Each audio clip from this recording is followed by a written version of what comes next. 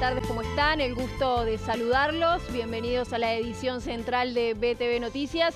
Un jueves cargado de información para compartir con ustedes. Habló el presidente de la República, Yamandu Orsi, sobre varios temas. Hoy además tenemos un informe especial que preparó nuestro compañero Martín Ribeiro sobre el narcotráfico en La Teja y los diferentes operativos policiales y lo que arrojaron estos diferentes operativos. En minutos nada más va a estar con nosotros. Ahora recibimos a Fiorella Rodríguez para que nos adelante algo de lo que será el segmento deportivo. Fío, ¿cómo estás? Buenas tardes, bienvenida. ¿Cómo estás, Estefi? Gracias. El saludo para vos y para la gente del otro lado. Bueno, mucho para compartir con ustedes en el ámbito deportivo, porque mientras se prepara todo para el sorteo del Mundial que será mañana, con mucha expectativa para ver qué le toca a Uruguay, nosotros seguimos con información de los equipos y sobre todo de los grandes.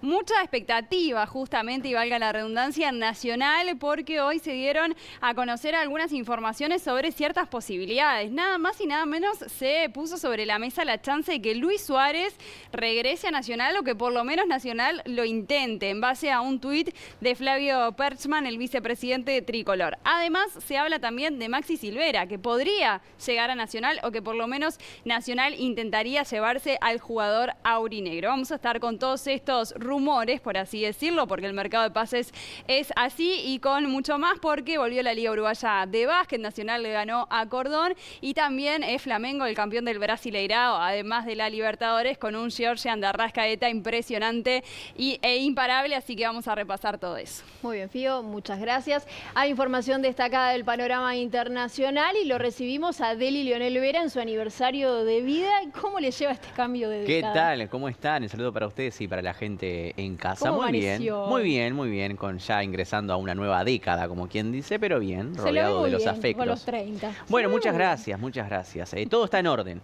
Todo está en orden, todo está en orden. En la sección internacional vamos a estar hablando de Argentina, más precisamente de La Rioja.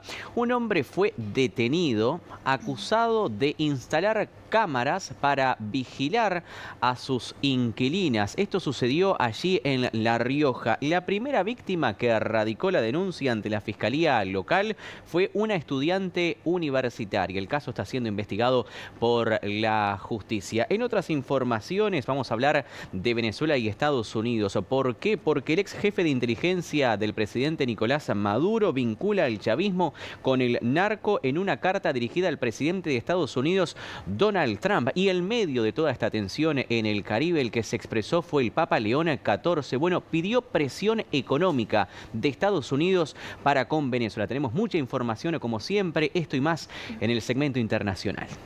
Gracias, Deli. Actualizamos el estado del tiempo a esta hora. Altísimas temperaturas. Profe, ¿cómo le va? Muy bien, Stephanie. Sí, un saludo a todo el país, a todo el mundo, y especialmente aprovecho a nuestro compañero Deli en su tercer década, pero bien, es un niño todavía, es muy joven, pero bien, felicidades. Hablamos, sí, de altas temperaturas. Hoy llegamos a una media de 34 grados en todo el país, pero hay algo que es más relevante a mi modo de ver y entender. ¿Qué es? El bajo porcentaje de humedad relativa en todo el país, 32-34%, a lo cual me referí hoy al mediodía en el informativo de este canal, de que ameritaría, a mi modo de ver y entender, reitero, de una alerta justamente amarilla o naranja. Muy baja la humedad relativa, cuidado con los niños, los bebés, la gente adulta, todos debemos de hidratarnos ante esta ola de calor en primavera, que antecede el verano. Así que de esto y más, como dice nuestro Nobel treintañero, cerca del final les voy a comentar cómo se va a comportar el tiempo. Muchas gracias, profe. Si les parece, repasamos los titulares más destacados a esta hora. El presidente Yamandu Orsi negó que haya procurado un acuerdo con autoridades del Poder Judicial para beneficiar a los militares presos en Domingo Arena. El ministro del Interior, Carlos Negro, dijo que las propuestas elaboradas por el Partido Nacional para mejorar la seguridad pública repiten recetas que ya han demostrado su fracaso. El senador Javier García dijo que el ministro no tiene plan ni ideas. Ediles del Frente Amplio de Salto exigen explicaciones por audios de la directora de Desarrollo Social, Eugenia Taruselli, donde confiesa que estuvo a punto de no agarrar su cargo en la comuna, ya que le embolaba la función. ¿Quién es el líder narco que fue detenido en un operativo policial en el barrio La Teja? Informe especial de Martín Ribeiro.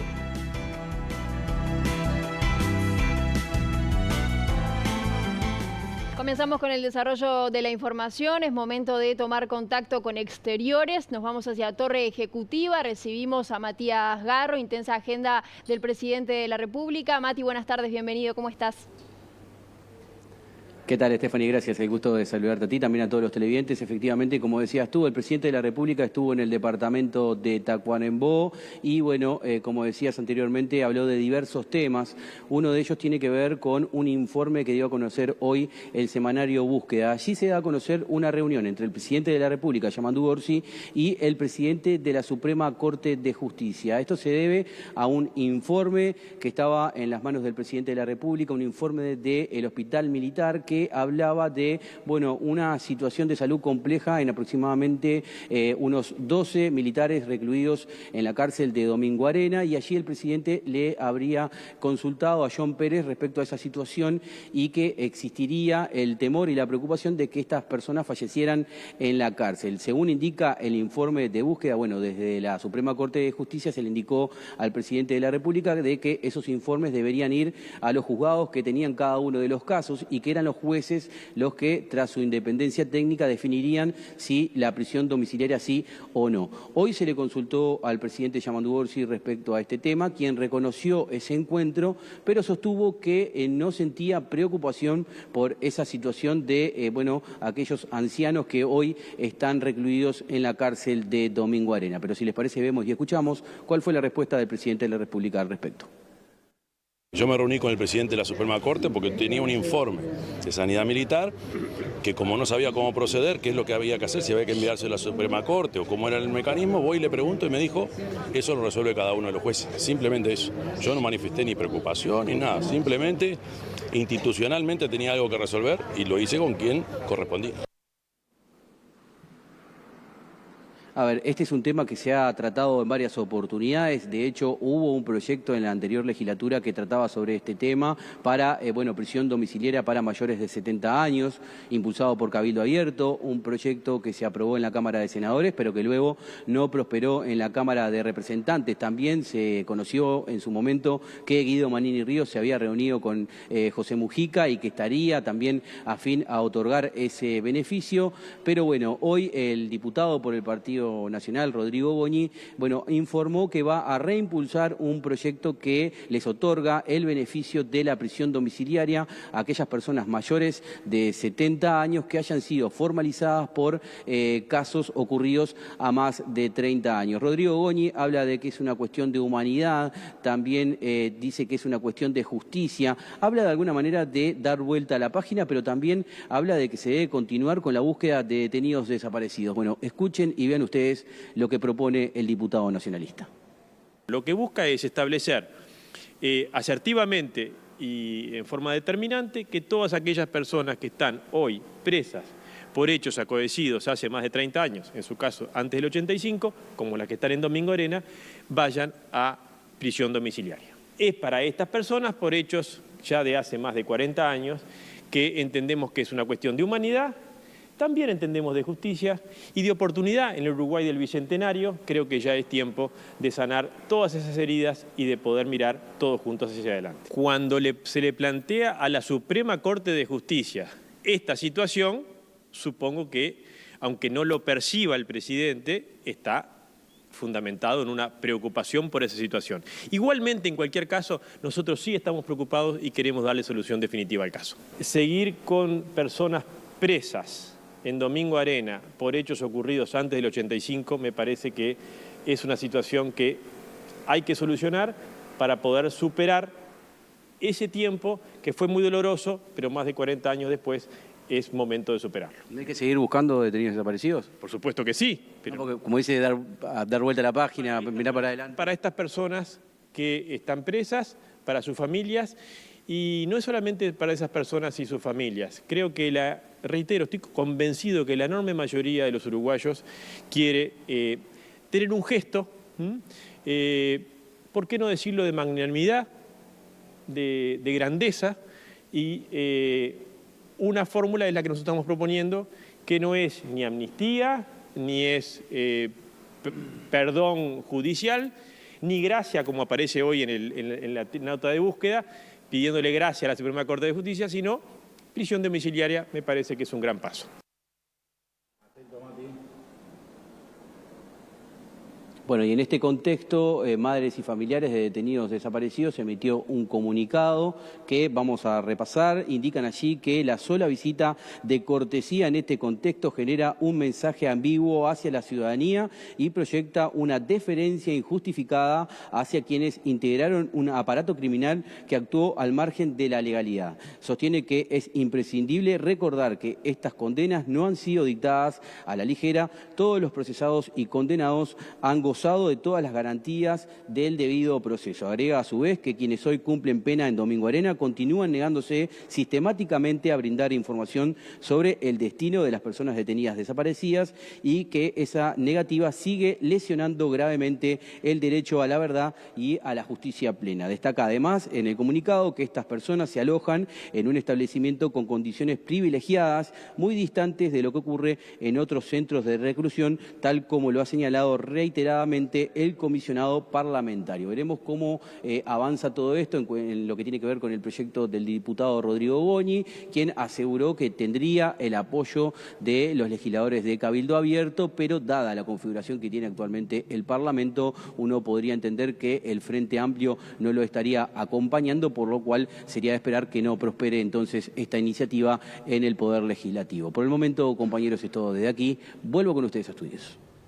Te agradecemos, Mati, por toda la información, y desde allí, desde Torre Ejecutiva, nos vamos a la sede del Partido Nacional porque surgen repercusiones que tienen que ver con la propuesta del Ministerio de Trabajo sobre que las empresas den aviso previo a su cierre o al despido de trabajadores, y desde allí nos informa al respecto Lucía Betancur. Adelante, Lu, bienvenida.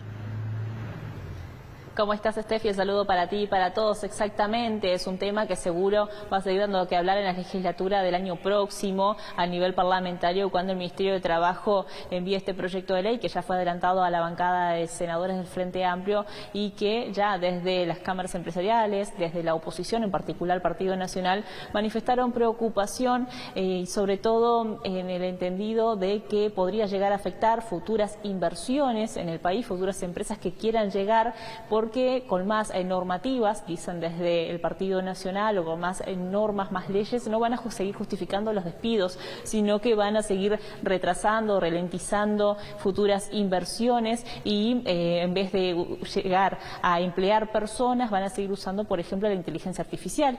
Es uno de los argumentos que esgrimen desde las autoridades anteriores. Estamos hablando del ex inspector de trabajo y la ex directora general de trabajo de la gestión anterior, que van a solicitar al directorio del Partido Nacional que siga con lupa este tema, con esta idea del actual gobierno de legislar para que las empresas den aviso con tiempo un eventual cierre, eventuales despidos, y que no sea, por ejemplo, por WhatsApp o por un video o por redes sociales, como ya ha ocurrido cuando se dan desempleos masivos, por ejemplo, Yazaki con 1.200 trabajadores, o un cierre de 300 trabajadores en la multinacional UKG. Entonces, en ese marco esperan que se trate con cautela este tema, y ya advierten los propios ex legisladores o directores de la gestión anterior. Vamos a escuchar lo que decían los nacionalistas. Desde el herrerismo estamos muy preocupados por los comentarios del ministro Castillo. Entendemos su preocupación práctica, pero estamos muy preocupados por lo que significa, y le hemos propuesto al directorio del Partido Nacional que tome este tema como un tema central de estudio, porque entendemos que una ley que de alguna manera regule los despidos, más de lo que ya hay en el Uruguay, ¿verdad?, o que haga necesaria la comunicación previa de un despido, o la necesidad de justificar los despidos más allá de lo que existe, sería absolutamente violatoria de la libertad de empresa y del derecho de propiedad. Los empresarios tienen el derecho de despedir, tienen el derecho de gestionar sus empresas de acuerdo a cómo la empresa viene. Eso no implica que el Estado luego cubra con las necesidades de los trabajadores que se ven de alguna manera perjudicados por esto, pero regular el despido o hacer que los particulares le pidan un permiso o avisen al Estado que lo van a hacer, nos parece que va en contra, sobre todo de nuestros principios constitucionales, que son muy caros, como el de la libertad y el de la propiedad. Entendemos que esto distorsionaría el mercado, asustaría, por decirlo de alguna manera, a los futuros inversores, a los que ya están, porque pondría una traba más, pondría una complicación más, en un lugar donde el Estado no debe meterse, que es en el ejercicio de la libertad de empresa. Aunque el planteo obviamente no es de recibo, la oportunidad tampoco, porque si la respuesta del Ministerio de Trabajo y del Gobierno ante el cierre de las empresas es proponer la rigidez, aumentar la rigidez de las relaciones laborales, nos parece que no ayuda a que nuevos inversores vengan a Uruguay y generen nuevos puestos de trabajo. No se puede legislar sobre la empatía. Obviamente que a nadie le gusta que los trabajadores reciban la noticia de que se quedaron sin trabajo a través de un estado de WhatsApp. No existe. Pero en definitiva no es con una norma que se soluciona, no es con un preaviso y no es con el despido justificado. Nos parece que el camino se erra, no es por ahí. No nos parece creativo por parte del gobierno este tipo de soluciones. Ustedes escuchaban hace unos instantes al presidente de la República, Yamandu Orsi, hablando de diversos temas en su visita a Tacuarembó, y también allí fue consultado por la situación laboral, por los conflictos en algunas empresas, en particular Claldi, por la que 2 extrabajadores que fueron despedidos, en total 8 en el mes de agosto, 2 de ellos están realizando una huelga de hambre en Plaza Independencia. El presidente se refirió a este conflicto y también a la situación de Lumen, una empresa maderera en el propio departamento de Tacuarembó. Vamos a escuchar lo que decía. Yo con el ministro de Trabajo, que permanentemente me viene informando, no de ahora, desde agosto estamos hablando de esto. Y bueno, ojalá se le encuentre una salida. Presidente, es algo no deseado, ¿no? Con nosotros Estados Unidos no tiene problemas de aranceles. No, con nosotros hemos venido bien. No sabía de los problemas de esta empresa, tiene que ver con otras cosas, tiene que ver con el tipo de producción. Por ejemplo, estuvimos con otra empresa, Arboreal, inaugurando una planta de fabricación de vivienda, incluso una obra de infraestructura, una obra inmobiliaria grande, o sea que no a todas le va igual.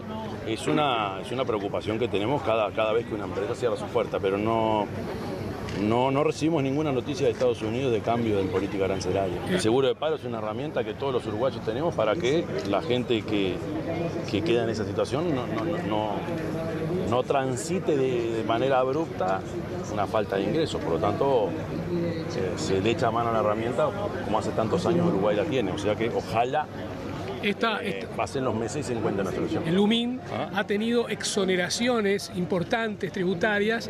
¿Esto tendría que revisarse atento a esta situación? Y bueno, pasa que cómo podés adivinar, ¿no? Son esas cosas que uno se la juega. Quienes tomaron la decisión en su momento lo hicieron con la mejor intención. ¿Qué vas a saber que la empresa de repente no va a poder seguir? Pero bueno, también hay una cuestión de riesgo cuando el Uruguay renuncia a algunos tributos. La renuncia fiscal tiene sus problemas o sus riesgos y bueno, yo creo que hay que correrlos igual. Le agradecemos a Lucía por toda la información. Ahora avanzamos con otros temas. El ministro del Interior, Carlos Negro, dijo que las propuestas elaboradas por el Partido Nacional para mejorar la seguridad pública repiten recetas que ya han demostrado ser un fracaso, como aumentar las penas y crear nuevos delitos.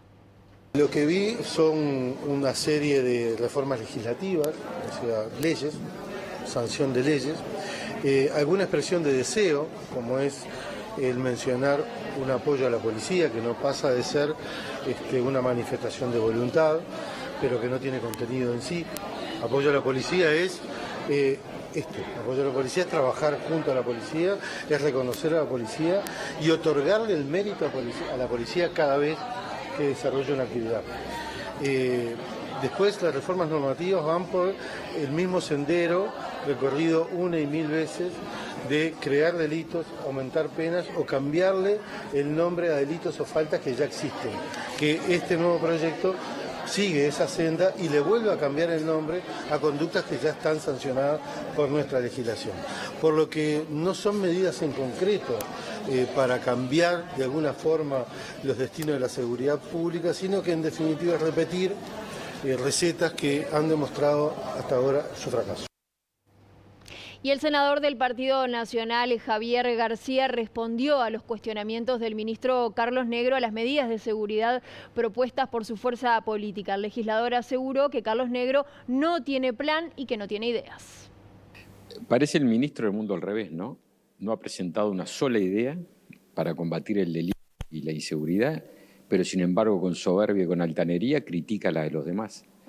Hace casi 9 meses que es ministro y es el ministro con mayor desaprobación, según la opinión pública. No ha presentado un plan, acabamos de discutir la ley de presupuesto, no hay un plan de seguridad. Sin embargo, no tiene plan, no tiene ideas, pero critica las del Partido Nacional. ¿Para qué convocó un diálogo?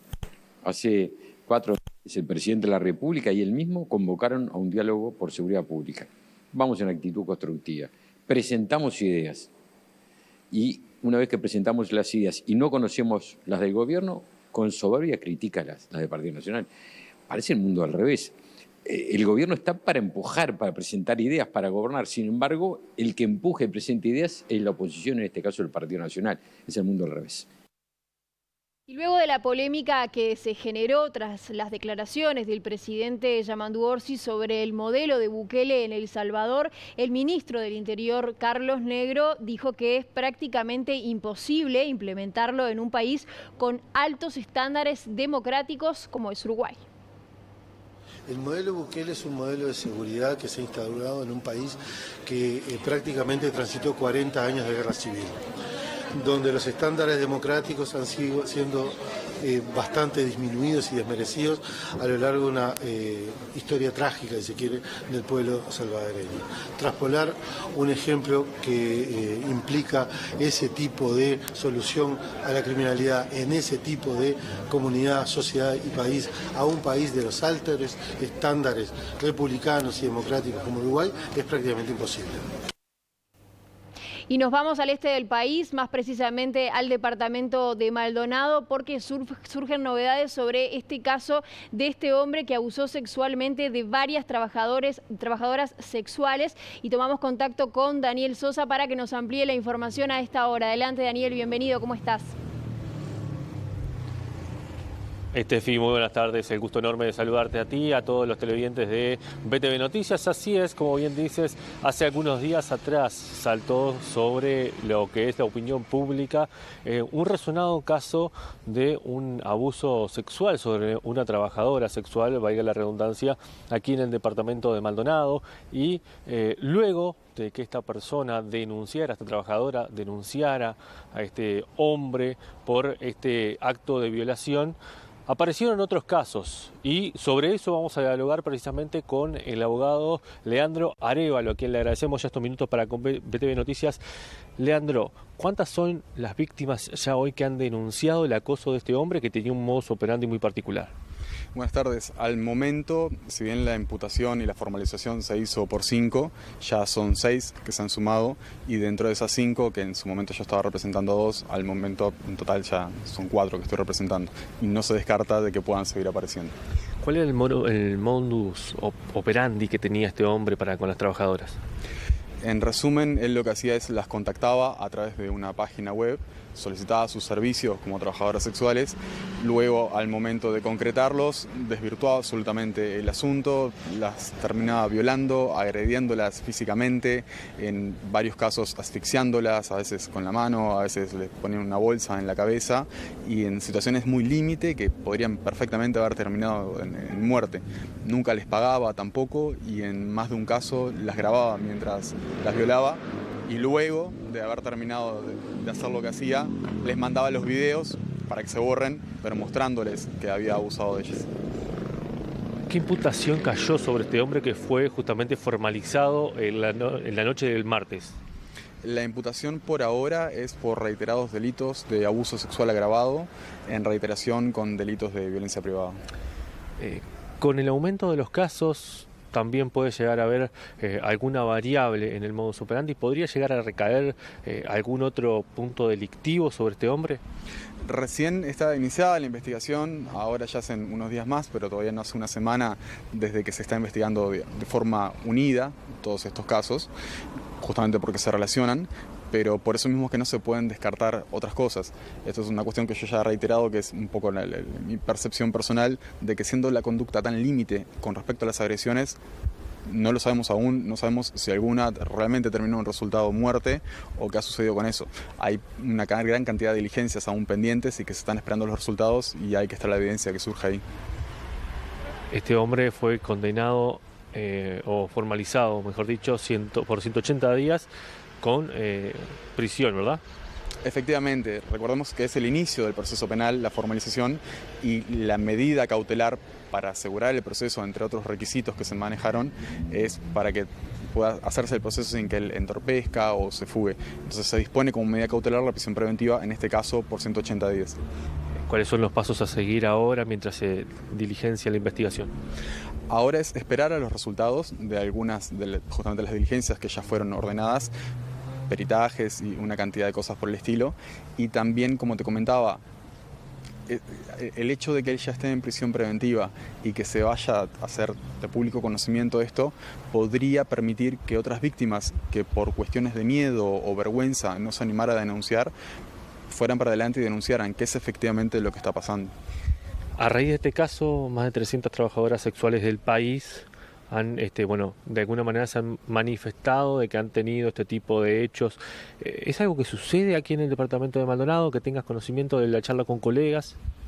En sí no es algo que yo tenga, digamos, conocimiento personal, no puedo descartar de que suceda. Las características generalmente de quienes son víctimas de delitos sexuales tienden a ser personas que se encuentran en situaciones de vulnerabilidad, independientemente de que es un delito que se da en cualquier estrato social, y, digamos, tienden a ser intrafamiliar, pero también en estas situaciones. Hay un abuso de la situación de poder, de la prevalencia de poder, y se tiende a actuar en momentos o contextos en los que se puede generar algún tipo de impunidad, que en lo que me preguntaba soy del modus operandi, acá él tendía a cometer estos delitos en lugares públicos, pero más que nada en lugares oscuros o donde no hubiera generalmente cámaras.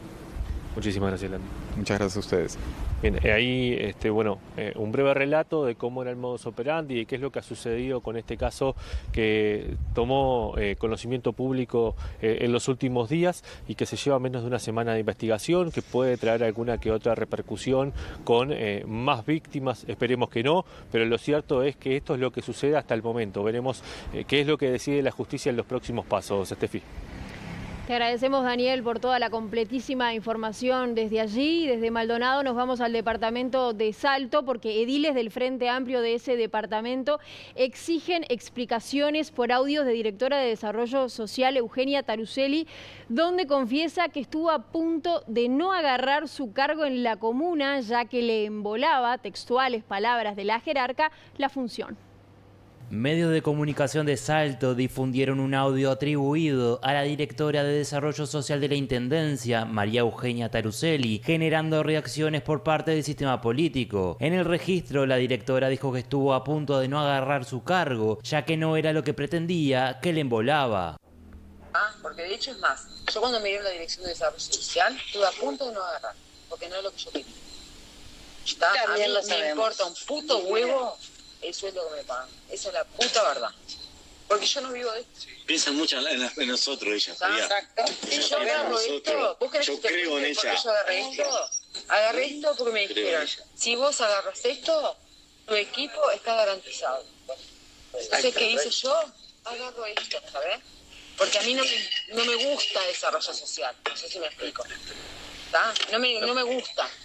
Se me cae un huevo con desarrollo social. Me embola.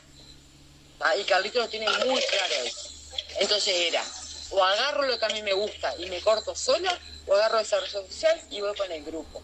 Entonces, ¿qué elegí? Desarrollo social.